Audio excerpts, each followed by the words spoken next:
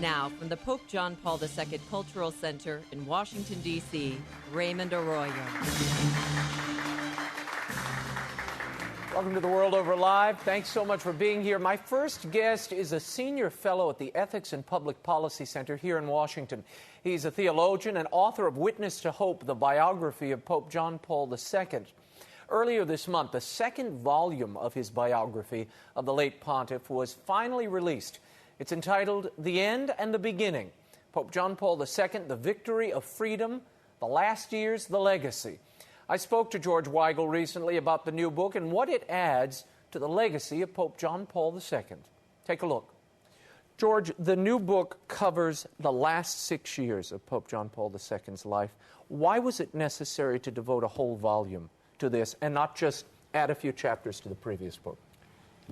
Shortly before Christmas 2004, I had dinner with John Paul II in the papal apartment, a habit we had formed some years before. And I said to him on that occasion, Holy Father, if you don't bury me, I want to assure you that I will finish the job I began in 1995. And he indicated that he was grateful that that would happen. So this was a promise I had made to him that I would finish the story. And when I first began to conceive this book, that's what I thought of it as being. The last 6 years, which are not accounted for in Witness to Hope, which of course include the extraordinary events of the Great Jubilee of 2000. And then I would conclude with a large-scale evaluation of the man and his achievement. And those two parts of the book are here, but there's something else that precedes it now. That's right, because in the course of working on this over the past decade, through the help of some Polish colleagues, historians, I came into the possession of some remarkable secret police files from the Polish secret police, classified cables from the Polish Foreign Ministry during the communist period, reports to the East German Stasi, Hungarian secret police stuff, transcripts of conversations in the White House bearing on martial law in Poland. So there was an abundance of new material with which to revisit the utterly dramatic story of Karol Wojtyła versus communism for 40 years. No, from this 1946 as the through book tells 1989. The secret police are shadowing him starting in the 1950s. Why did he come onto the radar that early? Every seminarian in Poland during the communist period, going back to 1946, as he entered the seminary, not only had a file in the secret police archives, but he had someone watching him. The unbelievable investment of money and manpower that communist regimes put into trying to impede the work of the Catholic Church, to suborn Catholics into cooperation and collaboration, to destroy the reputations of priests and bishops, was simply colossal. Now we can document this, although it has to be said a fair amount of the documentation went up the smokestack in early 1989 when things were about to change. There are still in the Polish Institute of National Memory in Warsaw 120 miles of files. If you line these files up one by one, they would stretch for 120 miles. And that includes an extraordinary amount of material on the communist assault on the church and on Wojtyła. So I've been able to pick with these Polish colleagues some of the more intriguing materials from this vast archive and tell this story It's again. interesting the way Karol Wojtyła sees this struggle, this epic struggle between communism and the faith. He doesn't see it in political terms at all. He sees it and he describes it to a group of, at a reunion of priests in 1974, He says, I hear the answer that it was these times of great struggle between good and evil, times of the great struggle between Mary and Satan that draw many into the priesthood so that they might participate in the great battle fully, decisively, in a defined manner. Did he see his priesthood, indeed his pontificate, as an engagement to battle, if you will, spiritual battle? You know, Raymond, as I wrote in Witness to Hope, I think the Second World War was the decisive, formative experience in Wojtyła's life, in his decision to accept the call to the priesthood, and in the way he conceived the priest as a defender of the dignity of the human person. Not simply the defender of the dignity of believers, but the defender of the dignity of the human person. In the new book, I'm able to show how, against extraordinary opposition, attempts to suborn his colleagues, the bugging of his residents, him being followed not only at public events, but when he goes on vacation. When he goes to Vatican II, you've got people infiltrating the council itself. The council itself was penetrated by communist secret police agencies, as was indeed the Curia. This was an extraordinary effort to deal with what Polish communism understood to be the main ideological enemy. Mm-hmm. And while I don't want to over-dramatize this, because the late Pope did not want to over-dramatize it, it was dramatic. And as now Cardinal Dziwisz of Krakow, the Pope's longtime secretary, said to me many years ago, what you have to understand is that it was we and they, us and them, all the time. This was nonstop, 24/7 conflict. And that's a very dramatic story, which I think we have been able in this book to add some remarkable new documentation. One gets the feeling this is a very isolated, if you will, lonely existence. It's really just the Pope and Cardinal Dziwisz, at the time Father Dziwisz, together. And he only puts his faith and shares his counsel and confidence with a very small group of people. Talk about the fact that none of the meetings, he didn't keep notes with the Vatican Secretary of State, I imagine to avoid detection by the secret police. When Cardinal Wojtyła was elected Pope in 1978, he had, I think, reason to believe that there had been an extensive communist effort to penetrate the Leonine Wall, get inside the Vatican, recruit moles, plant moles. Using blackmail and all sorts of all devices. Sorts of things. Blackmail, bribery, appeals to divisions and rivalries and whatnot. And I think he had reason to believe that the archives of the Secretariat of State, where the archives of the pontificate of the moment are kept. They're not in the secret archives, they're right next door, so to speak, in the Secretariat of State for easy retrieval, were not secure. And so virtually nothing that touched on these questions, for example, the Pope's meeting with Soviet Foreign Minister Gromyko, would be dictated in an aide-memoire and filed. Rather, the Pope and Cardinal Dziwisz, as he now is, Monsignor Dziwisz as he was then, would meet every night in the papal apartment and go over the day's conversations. And Dziwisz kept notes of the main themes of the conversations, who was seen, what was talked about, etc. Mm-hmm. And all of that remained inside the papal apartment, where no one had access. What this means, among other things, is that 70 years from now, when the archives of the pontificate of John Paul II are available for scholars, they're going to be somewhat dull. They're going to be somewhat dull on this set of questions, because there is going to be, I think, very little in the paper. Now, there may be some paper from the so-called Vatican Foreign Ministry that's of interest, etc.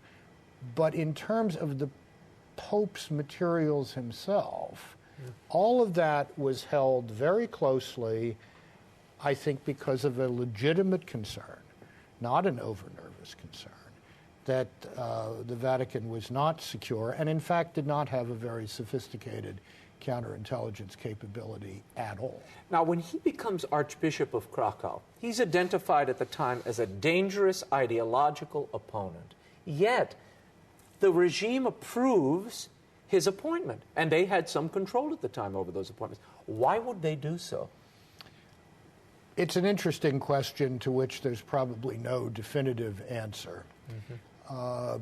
I think ultimately it may have been because they believed their own baloney. Namely that ideas are ephemera, that this man is an intellectual, he's a poet, he's a philosopher, he doesn't know how to play the game the way the big boys play it. There was ample evidence that this was false. They had already invested tens of thousands of man-hours and hundreds of thousands of dollars in trying to bring him down one way or another. But I think ultimately it may have been because they just believed their own stuff. There may also have been some questions of rivalries between the Communist Party apparatus and the secret police apparatus at work in this. We're never going to know for sure, but it was a colossal mistake from their point of view. Tell me about this independent group D. What was their intention, and how did John Paul operate in spite of them? There was, in the 1970s, established within the department of the secret police that dealt exclusively with the church, which had existed for decades.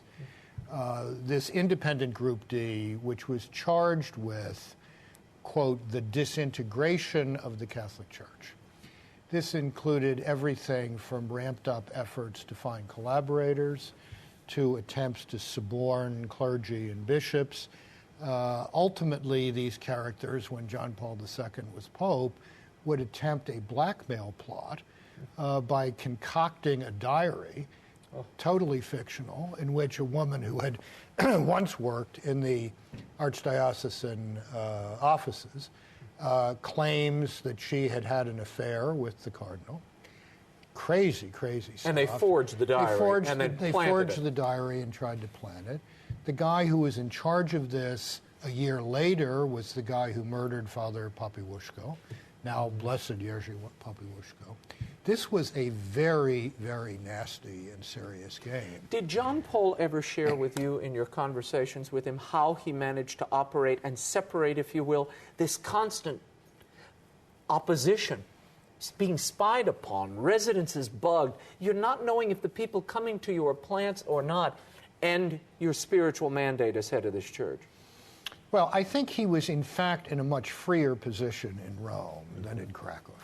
I mean, in Krakow, if you wanted to talk about things that had a certain political resonance or connotation, you just go outside the building and take a walk around that wonderful planty, that greensward around the old city of Krakow, where people would be watching you, but they wouldn't have microphones in the ceiling or in the chandeliers or wherever the microphones were.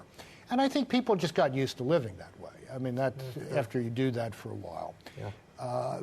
It was a bit different in Rome. I think the Pope had control of his own environment in the Apostolic Palace, and particularly in the papal apartment, more than he did, although, as I indicate in the end and the beginning, he felt utterly cut off for the first few days after martial law was declared in December 1981, because the phone lines were cut. He had no way to get hold of anybody in Poland. And it's only after Christmas, really, that he begins to get real information that allows him to know what precisely is going on in his homeland.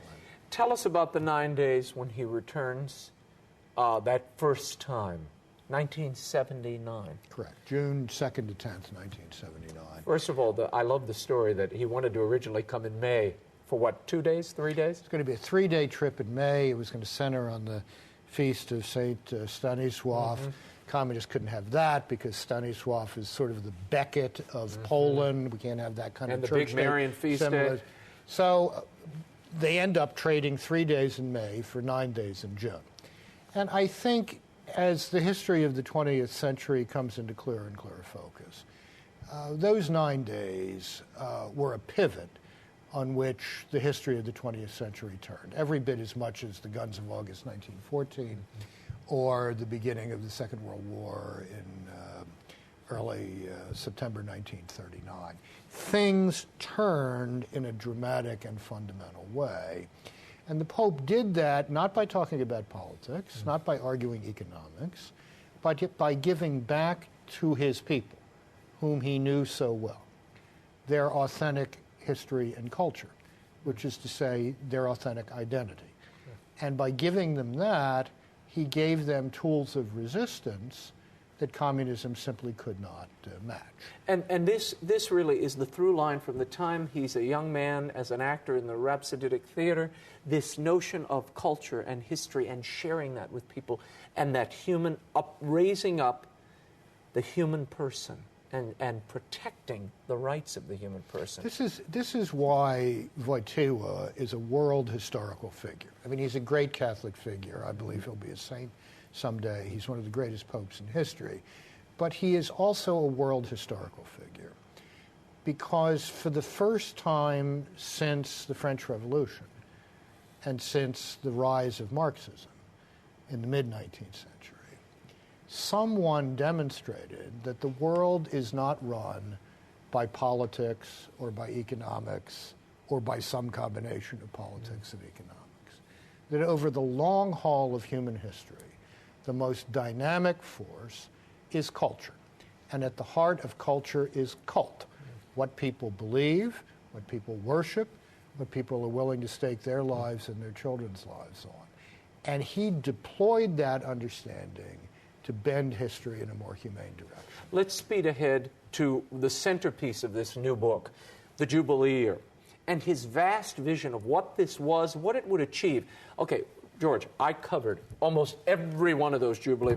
I mean, I've got the bags under my eyes to prove it. All of them. The Jubilee for jugglers, the Jubilee for cooks, the Jubilee for everybody. What was his intention with the Jubilee Year, and was it fulfilled?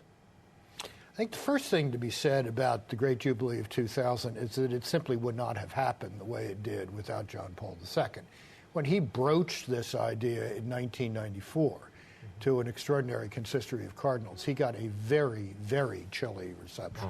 I think people thought it was simply impossible in this world to pull off a year-long global celebration of Christian faith, culminating in the opening of a door. Beginning and ending. Yeah, that's the right. Opening and closing of the door. And he insisted that this could be done, and it was by sheer force of conviction, his conviction, that he made it happen. He wanted to make the world look closely at the stuff of its redemption. And that's why the centerpiece of the Jubilee for him was the Holy Land pilgrimage. Right. This is not a story. This is not a fairy tale. Stuff happened at a place in a certain time. And the world changed because of that. Our redemption is a matter of things happening to real people in real places. And he was determined to show the world. And I love in the book, the end and the beginning, George's new book on the life of John Paul II, really the sequel to Witness to Hope. In it, you talk about that great moment where he begs his hosts in Israel to allow him to go back to the Church of the Holy Sepulchre. I don't want to ruin it by telling people anymore, but it was a nice moment where you sort of tied in the ministry, the vision, all of it. And it's just a beautiful moment of many in this book. Let's talk for a moment about the sex abuse crisis, George. This is kind of, if you will, if there's a shadow on the papacy of John Paul II, this is the one people most often reference. Why and how didn't he realize the depth and the gravity of the sex abuse crisis and the episcopal malfeasance on all sides when it was so apparent to goofy journalists in the America? I think the first thing that has to be said about this, Raymond, in justice, is that John Paul II was a great reformer of the priesthood. He came to Rome in 1978 at a moment of intense crisis in the Catholic priesthood. a 15-year period in which more priests had left the active ministry than at any time since the Reformation in the 16th century, in which the idea of the priesthood had become deeply attenuated. And he put 25 plus years into the reform of the priesthood. He had a synod on the priesthood and priestly formation. He wrote a post-synodal apostolic exhortation that dramatically changed the dynamics of seminaries around the world, particularly in the United States. And most importantly, he showed us the power of the priesthood in his own witness and example. Which attracted to the ministry of the Catholic Church the kind of people who simply would not engage in the abuse of anyone, sexual or otherwise. So I think 200, 300 years from now, the summary judgment on John Paul II and the Catholic priesthood is that he was a great reformer of the Catholic priesthood. There is also no question that in 2002, the Holy See and the Pope were about 4 months behind the real-time news curve of what was happening in the United States. You and I think, have discussed this before when my book, The Courage to be Catholic, came out, and I began to unravel this for people. There was a very bad flow of information back to the Holy See from the United States. And then when the Pope was finally given documentation that laid out the magnitude of this, the fact that it was not a media-generated hysteria, there were real problems here that had to be addressed, he moved very quickly to address those problems. But there is no question that he experienced this in a different time frame than we did in 2002. We were in April, and he was in January. And because of this intense 24/7 communications environment in which we live, to which the Vatican to this day has not caught up or caught on, I think he was blindsided in a serious way. Confronted with the evidence, he acted decisively and said, in I think what remains the sharpest line articulated on this, there is no room in the priesthood for those who would abuse the young. Now, George, you were there during that time. I mean, you were an intimate of the Pope at this period. What was his personal reaction to this? I think he was deeply, deeply wounded by this.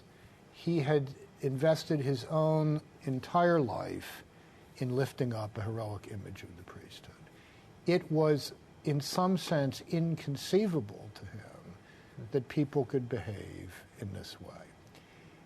I think it's also true that he was conditioned by his experience in Poland, which we talked about a moment ago, in which charges of sexual impropriety were regularly used by the communists to attempt to bring down good priests, to be initially skeptical about these kinds of charges. And I think the other facet of this is he simply could not believe, or found it very difficult to believe, although eventually he had to come around to acknowledge it, that bishops could be so foolish in a sense, trading the vocabulary of psychotherapy for the vocabulary of right and wrong. This was a terrible, terrible burden for him. And anyone who suggests that this man did not feel the anguish of victims, the anguish of the people of the church over the failure of the leaders of the church, simply has no idea of the kind of man Karol Wojtyła was. There is so much more to get into this book, the end and the beginning. Pope John Paul II, The Victory of Freedom, The Last Years, The Legacy, George Weigel's sequel to Witness to Hope. George, final question. Inevitably, biographers leave a piece of themselves, I think, with their subjects and take something from their subjects. After this long, long time spent in John Paul's presence, absorbing his word and his world, what has he left you with, and what do you most miss about him personally? Well, obviously, in personal terms, I miss his company. I mean, this was a great part of my life for more than 15 years. And while he, in a sense, asked me to judge him, and therefore there was always going to be an analytic, critical edge to what I did. This is not hagiography. No. Witness to Hope was not hagiography. He was a wonderful human being to spend time with. So I miss that. And yet I come away from that immensely grateful for the example of a life lived to the full, of the high adventure of Christian discipleship. And I hope that's had some impact on keeping me up and running over the past decade and a half. And those are memories, and that is an inspiration that I will carry with me for the rest of my life. He also introduced me to a network of his own friends, particularly back in Poland, who are now among my closest friends and with whom I am still in regular conversation about him, and some of whose stories I can now bring to the public in the end and the beginning for the first time. Mm-hmm. Well, I hope you'll be up and running for much longer. George Weigel, thank you Thanks, for being Raymond. here. The End and the Beginning is available at bookstores everywhere and through EWTN's Religious Catalog. You can find out more about the Ethics and Public Policy Center and read all of George's columns by visiting eppc.org. When we return, an encore of my recent interview with actor Robert Duvall. The World Over Live continues in a moment. Stay right there.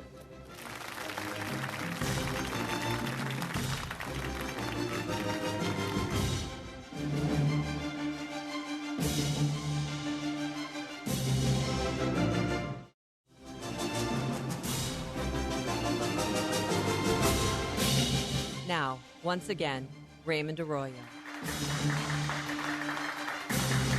My next guest is a Hollywood legend. Since his breakout role as Boo Radley in the 1962 classic To Kill a Mockingbird, he's inhabited an array of unforgettable characters in films such as MASH, The Godfather 1 and 2, Apocalypse Now, and his Oscar-winning turn in 1983's Tender Mercies. He was nominated for an Emmy for his work as the wise old Texas Ranger in 1989's Lonesome Dove, and in the late 90s he wrote, directed, and produced and starred in a very personal film called The Apostle. His portrayal of a deeply flawed Southern preacher was filled with themes of faith, forgiveness, and redemption that are often prevalent in his best work. Robert Duvall's latest film, Get Low, which opened earlier this summer, continues in that vein. In it, he plays a hermit who comes out of a 40-year exile in order to make peace with his past. I had the privilege of interviewing Mr. Duvall recently at his home in Northern Virginia. Here's a clip from Get Low and an encore presentation of my exclusive interview with Robert Duvall. And I want to be there. You will be, I guarantee you. I want to be there now. You want to be at your funeral party alive? Yes, sir. But you can't have a funeral if you're not, deceased. Hold on now. It's a detail. We can look at it. Pretty big detail. You want to have a funeral party while you're alive so you can go. Yes or no? Yes. Buddy, get some paper. We need to make a list of who Mr. Bush wants to invite. Now sit down there. I want everybody to come who's got a story to tell about me. Let's talk for a moment about this film and this character. Felix Bush strikes me as a lot like Boo Radley. No, not at all. Well, Not at all. but they're Everybody they're says hermits. that. Not even close. Okay, what's the To me, difference? not even close. The difference being this guy could have been a lawyer, a teacher. He could have been a world traveler. He could have been, whatever. He could have been many things, but he chose to be a recluse. But He's a self-exiled yeah, recluse. self. Boo Radley was a little off, But there is a tenderness beneath the expectation that the world has of these people Yeah. that I think is in common. Yeah. That there's much more beneath the surface than the world sees. Yeah, exactly. in both of these men. Well, and also, this is like a Horton Foote movie, and he didn't live long enough to see it. I wanted him to see it, but he died right before we started it. Yeah. During the scene, I'm giving the speech. In front of everybody at the end. The first day when I did it for them, my wife's off camera. She gets a message that Horton Foote just passed away. During the death scene, she got goosebumps. It was like it was full circle for To Kill a Mockingbird, all the things I did with Horton till that point. Dealing with death, he was like he was there. You have such a long relationship with him. Yeah. And every project, I would argue, the ones that you've poured your heart and soul in and have been directly involved in, are Horton Foote-esque in the sense that this was very much that way. You have people who the world often forgets or doesn't want to think about, and yet the depth of their lives, the eternal realities that they deal with every day in small ways, is apparent. Exactly. Do you sense that? Do you have a sense of that? That You you're drawn to that material? Yeah, I'm drawn to many things. I played Stalin. Yeah, yeah. Well, he wasn't exactly a tender character. I played Adolf Eichmann. But still, I played different parts and military guys, but certain parts do have that strain of humanity throughout. That's very appealing as a performer, and very appealing to a certain portion of the public. Would you say that you're drawn to Southern stories more than others? Could be. I mean, I was attached to this, and then it got off track, and they brought Charlie Mitchell in from Alabama to put those touches that made it like a Southern tale. It was wonderful. There's a redemptive sensibility in this movie, and in all the best parts that you've really, I think, become renowned for, if you permit me to say. Do you, as an actor, are you drawn to characters that have a sense of redemption in them and tales that are redemptive? It happens to be that, but I don't think about it consciously or intellectually. It's just something I but you're drawn to it nonetheless. Yeah, well, yeah, interesting characters, absolutely. I mean, as long as there's drama and contradictions, and they're not all one thing. They're not all one thing. Speaking of drama and contradictions, one of my favorite films, I think my wife and I saw it 4 times, was The Apostle. Yeah, exactly. And this you wrote, you directed, you starred in. Right. I financed you it. You paid the bill. Exactly. And therein, I mean, there are a handful of films that I think I could name, and I dare anybody else to name, that have the sense of contradiction and truth to a character, yet reveal that redemption beneath. The Apostle is littered with that, Robert. Yeah, that's true. I mean, talk to us about the opening scene of The Apostle. The opening scene came from, I knew a woman whose mother was a Pentecostal preacher, and she was pretty, what she did was she would get premonitions about car wrecks and highway wrecks, and would literally go down and get in the scene and preach the stoppage of blood. That quote from the Old Testament. So that's exactly, that's where I got that whole thing from. Now listen to me now. There are angels, even in this automobile at this precise moment. He has sent his angels here to watch over you. Now, do you accept him here today? Yeah. Thank you, Hey, Jesus. mister. Thank you, Jesus. You have to get out of there. You can't be in there. You hear me? Yeah. Now, Let's go. When that ambulance gets you in there on your way, you're going to fly down the highway. Lord's going to have a whole flock of his angels lead you on that Come on, highway. get out. He's going to go all the way with you. You've taken the Lord today. He's going to go all the way with you because you both are his champions here today. Praise God.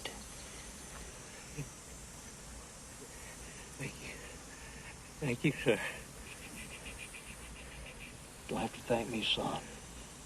Thank our Lord and Savior, Jesus Christ. You're in his hands now. Bless you both. Bless you both. Wherever 2 or more gathered in my name, there will I be also. Mister, I'm sorry about this, but you got to go back to your car. You can't be out here. You're not allowed here. I understand that. I guess you think you accomplished something in there, huh? I know I did. What? All I know is I did not put my head through that window in vain. Well, how would you know that? Well, I'm going to tell you. I'd rather die today and go to heaven than live to be 100 and go to hell.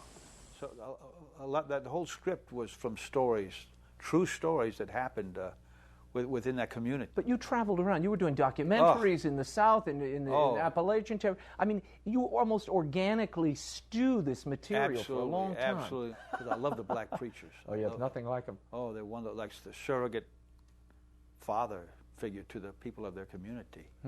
So, yeah, I did research all over America, Los Angeles, the South, Texas, many, many times. One of the things I love about that opening scene, because you see he rushes into a car wreck, he prays over this couple, and you see what appears to be a miracle happening there. Yeah. Why did you put that in? Because a lot of people, even now, seeing that film, say, "Oh, this guy's just a phony. He's coasting on his ability to talk." No, he's not a phony. But that kind of contradicts that. I mean, everything's percentages. And a lot of these television preachers that start out very sincere, they go adrift. They drift. But there's a percentages of what's still spiritually valid and what offsets that. The guy's not a phony. I'll tell you this, and I will challenge these people. He's less of a phony than King David, that wrote the Psalms that we worship and adhere to, who sent a man off to die so he could have the wife. My guy didn't do that. He killed the guy out of like out of an impulse, really. So he's not a phony, really. No. He struggled, and you see him struggling with that call on his life. Yeah, exactly. And at the end, in the prison, exactly. he's still preaching to these guys, finding redemption and sharing it with others. Exactly. Do you sense that in yourself, that struggle with faith? Everybody has it. Everybody has it. Yeah, everybody has it. Yeah. I mean, when I look at the body of your work, the whole corpus, there is a humanity, an understanding, but beneath it is this, maybe preoccupation is too strong a word, but a sense of the eternal, and that even in our mundane lives, the eternal is always here. My kind of one of my thrusts is that we all have our journey from the cradle to the grave, and we try to do what we can do without stepping on too many toes. And my only disagreement I may have with some of these religious people, about being saved. You will not go to heaven. Once saved, always saved. Yeah. To me, the day of judgment is not now. It's on the other side of the grave. And how can a human preacher say you're either going to go to heaven or you're not going to go to heaven?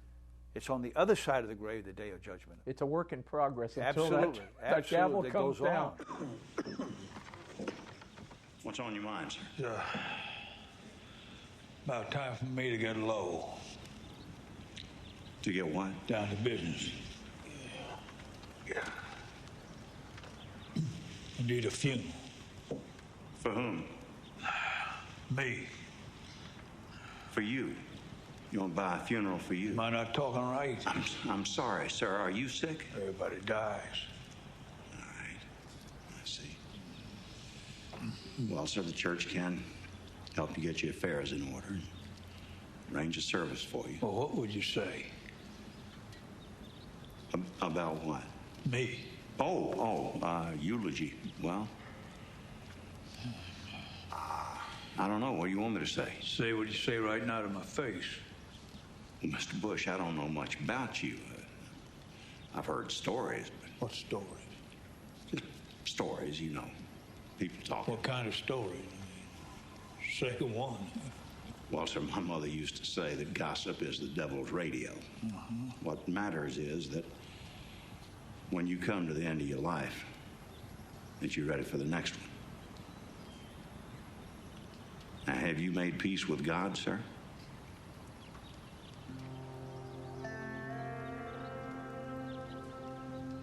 I paid. Mr. Bush, you can't buy forgiveness. It's free, but you do have to ask for it.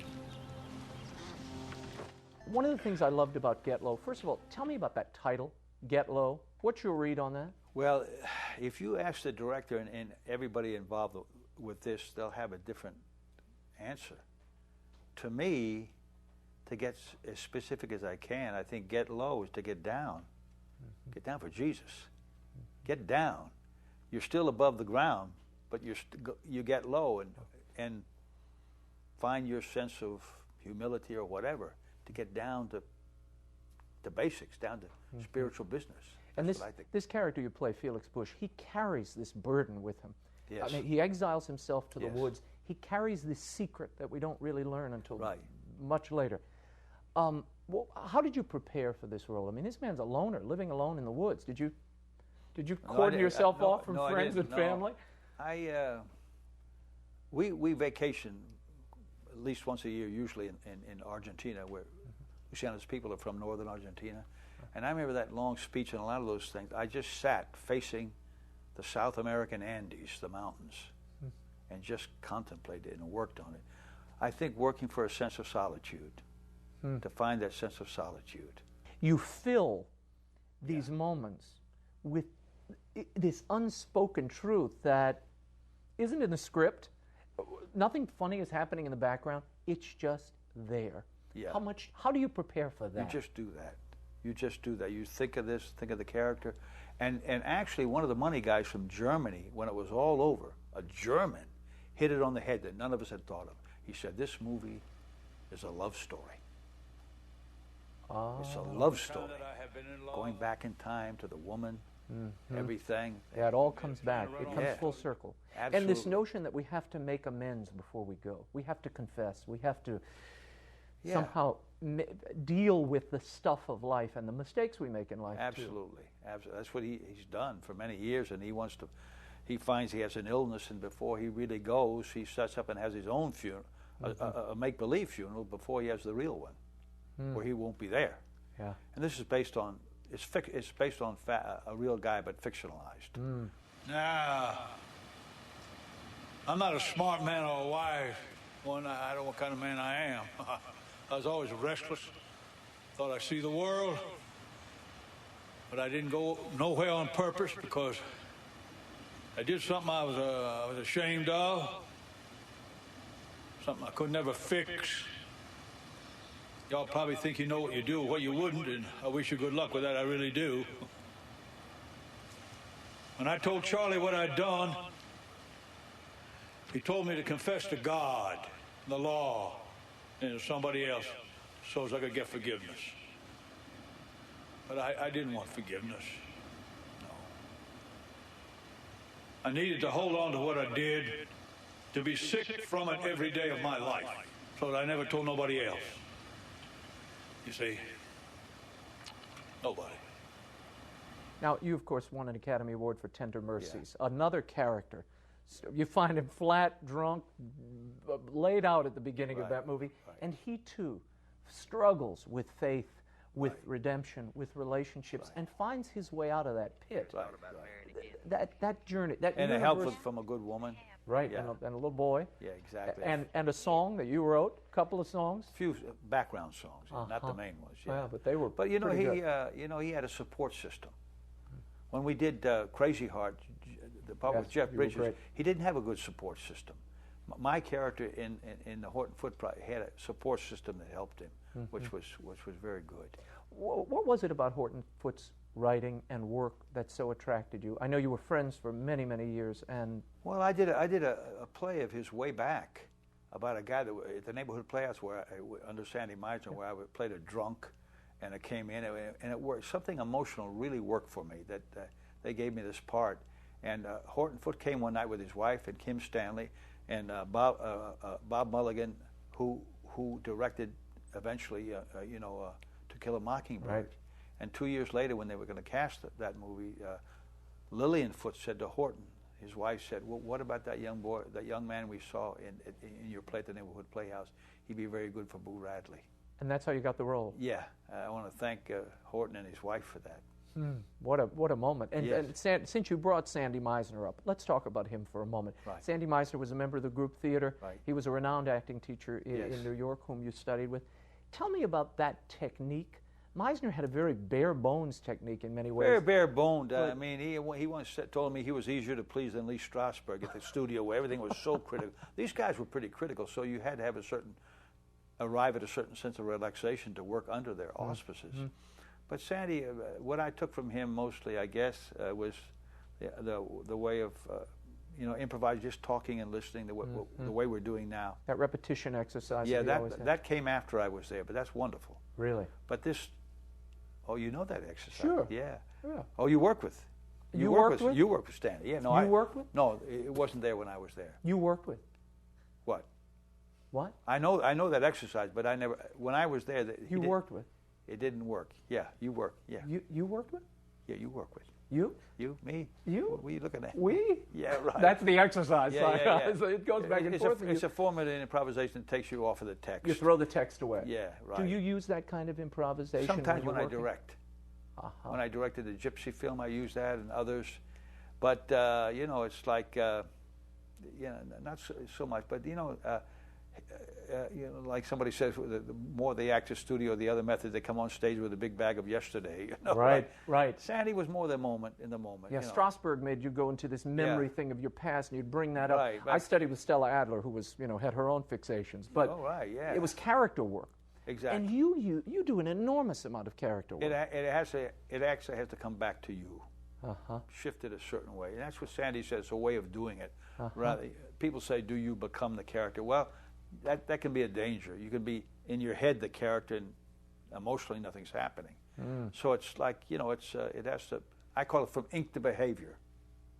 When you get a part, from ink to behavior. To find that behavior that fulfills what the character calls. And how do you do that? Do you go when you get a role? When you get a role of the Lonesome Dove, when you're playing Gus McCrae, my favorite. That role lands in your lap. What do? What's the first thing you do? You read the script and find out it's such a good script, you're going to let it take you along.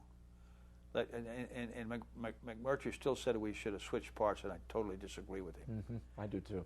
And what I did was, something led me, strangely, out to West Texas, and I bumped into old Sammy Baugh, the quarterback for the Washington Redskins.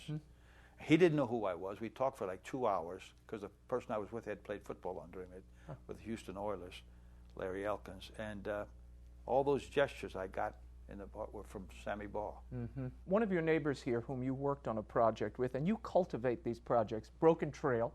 He, a fellow here who owns an adjoining farm, had written told you a story, and you encouraged him to write the script. Yes. He did. It became an AMC movie, beautiful movie. AMC won't even pick up our phone anymore. Well, we put them on the map. Well, that's right. You were the first film that AMC did. They should be ringing your phone. I don't know what their deal is now, but. But I love that story in that you cultivated this story attracted you. It was from the earth. It was from a man who wasn't a professional writer. No, but he had a great sense of a great ear for dialogue.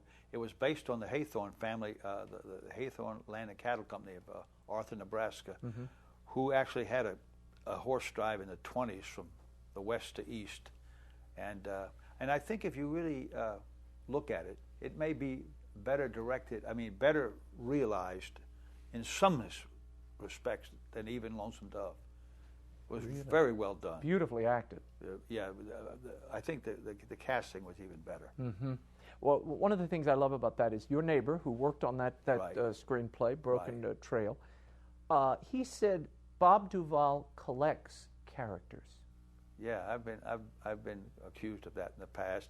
I would like to have a character party someday. But I love to collect characters. I do, because you learn from them in life. That's your guide. That becomes your guide. Like Sammy Baugh was to a point when I did Lonesome Dove. But the script was so good that Bill Whitloff did from the novel that it just led you. It was such a wonderful character on the written page, even Augustus McCrae. You, I know, are a huge fan of an actor you worked with famously in The Godfather, Marlon Brando. What time does my daughter leave with the bridegroom? In a few minutes, right after they cut the cake. Now, your new son-in-law, we give him something important. Never.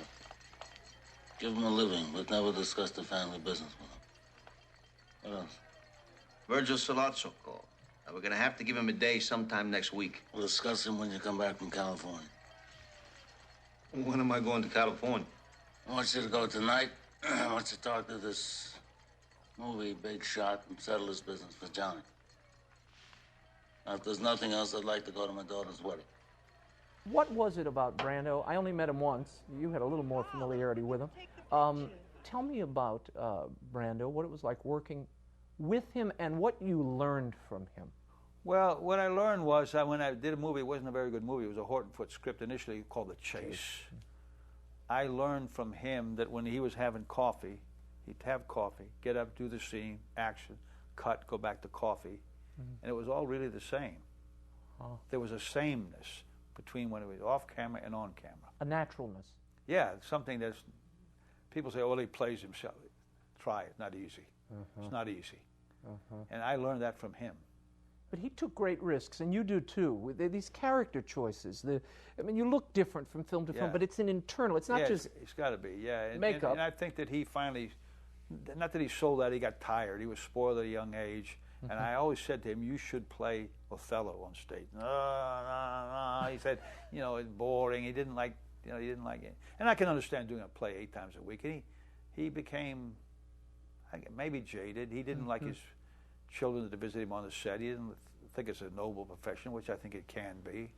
You benefit people by doing certain parts. Why do you do this now? You don't have to do this anymore. No, I like it. I love it. I still like it. You know, people offer me parts. They haven't wiped the drool yet, you know, so why not? Keep going. And there's some really good parts coming my way now, if they can get the money for them. Right. I hear you're working on La Mancha. Yeah, they want you to play La Mancha. Yeah, Man from Don Quixote, which I understand recently when I was in Texas, that Larry McMurtry based some of his concepts of Lonesome Dove on Don Quixote. Somebody told me that. Interesting. Yeah. What else do you have in the hopper? Well, I'm going to do a movie called 7 Days from Utopia about golf. It's kind of a nice, feel-good, kind of not a Christian movie, but a nice movie, and about golf and about, you know, relationships. And then we're trying to get the Hatfields and McCoys off the ground. Eric Roth has written a brilliant script. I saw that. What a script. I want to return to Get Low before we go. What do you want people to take away from this film? People always ask me that, and I never know what to say. They take away whatever they get from it, you know, a certain sense of humanity, because I don't know about message movies, but a certain sense of humanity. And like that German soccer player said, it is a love story. And none of us connected with that film had ever thought of that.